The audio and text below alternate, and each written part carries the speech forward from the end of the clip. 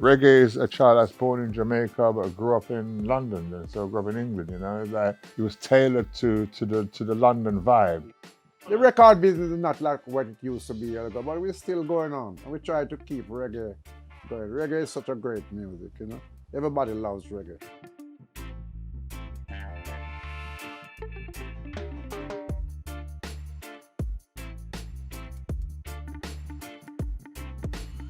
In London, you had a lot of Jamaicans, and they loved the music, and they wanted to hear the music they used to hear in the dancing. When the Windrush people came here, the main source of finding what was happening in your country was actually the music.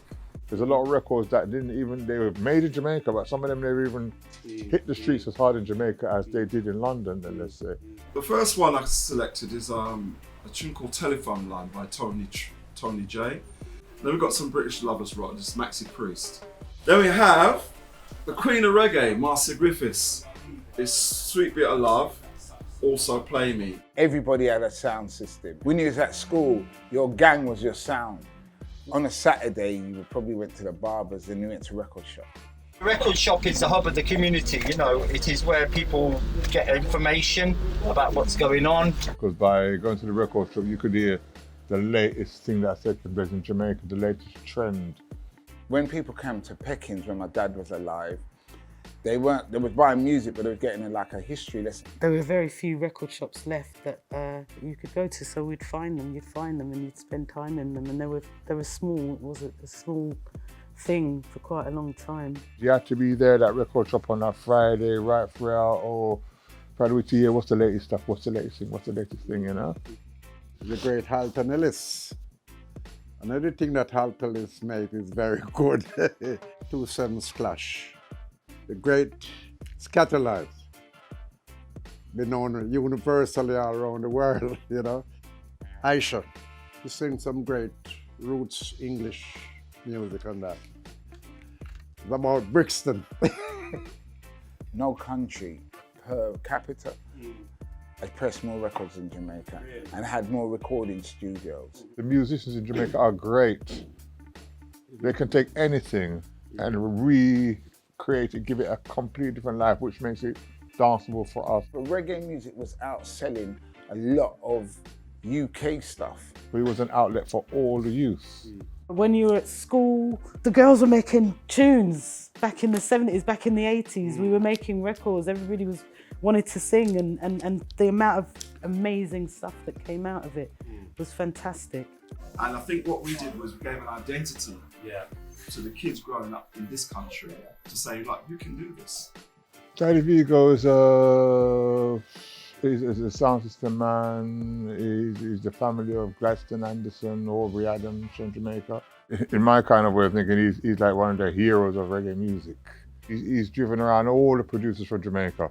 Daddy Vigo said he was on a trip in Jamaica, and there's a lovers rock tune out called "I'll Never Let You Go Out of My Life," and he said he loved the tune so much, and he's having an affair with this woman as he did. He's a very real romantic kind of guy, you know. And she sent him a record to Jamaica to express herself to him, kind of thing. And he's so moved by it that he went to the studio and produced his own version of the tune again. Music was always brought us together. And reggae, that's why you had, like me growing up, seeing skinheads buying records in the shop as a kid. You know, in Jamaica, there's a famous saying. They say there's music like dirt and rubber dub like sand. This is called Love Respect, Barrington Levy and Trinity. And obviously Green Sleeves was a big part of the UK reggae and dub scene at the time. I've got this one here, which is to put down the guns. What he did, which is quite traditional for reggae, is take an R&B track. He took a melody from Destiny Child and he adapted it into this track. West had the productions and the labels and the distribution, but South had the sound. You probably had about, at one time in the 70s in London, you probably had over 500 sound systems. London is the place for reggae, you know, and a lot of Europeans come to London, they come to Brixton looking for that. The knowledge of people in England for music, whether it be rare groove, rock, jazz, reggae, is the highest. Really, I have to have a big youth. Yeah. We danced around in the front room to Big Youth for years of growing up and discovering reggae music for ourselves that weren't my mum and dad's stuff. I think the next generation coming up would realise how important the record shops were, or back in those days. This reggae influenced me in a big way because this is what I grew up. My dad had a pile of blue beats in the gram, sort of like that, and I'd sit down and play them through and through and through. I didn't have toys, I had records.